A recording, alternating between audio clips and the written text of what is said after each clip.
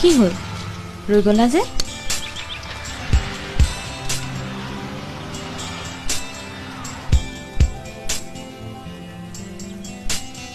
ভাই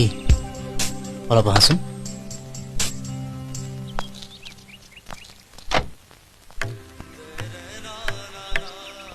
ছাৰ আপুনি মোক চিনিব পাৰিছেনে সৰুতে যে মই আপোনাৰ ওচৰত গান শিকিছিলোঁ তুমি ঋষি ইমান দিনৰ মূৰত লগ পায়ো আপুনি মোক চিনি পালে ছাৰ জানো জানো ঋষি এতিয়া তোমাক সকলোৱে চিনি পায় মই কিন্তু তোমাক তেতিয়াই চিনি পাইছিলোঁ আৰু সেয়ে মই মোৰ চাইকেলৰ আগত বহুৱাই সেই তেতিয়াই তোমাক ফাংচনত গান গোৱাইছিলোঁ তোমাৰ মনত পৰেনে ঋষি পৰে ছাৰ আৰু মোৰ যে গানৰ বহীত আপুনি লিখি দিছিল সমালোচনাত ভাঙি নপৰিবা প্ৰশংসাত উল্লাসিত নহবা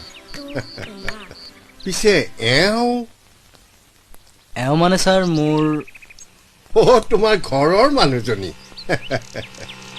ভগৱানে মংগল কৰক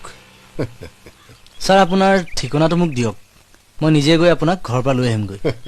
ইমান দিনৰ পিছত মায়ে আপোনাক দেখিলে বৰ ভাল পাব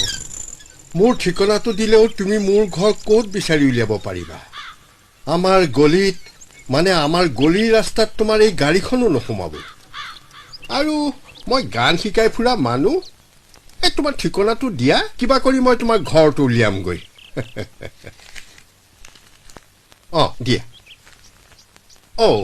এইখিনিতে মোৰ দুটা গানৰ টিউচনো আছে ঠিক আছে মই এদিন ওলামগৈ দেই ছাৰ আপুনি যেতিয়া আমাৰ ঘৰলৈ আহে ভাত খোৱাকৈ আহিব বেচেলৰ মানুহ কোনোবাই ভাত খাবলৈ মাতিলে ভালেই পাওঁ ঠিক আছে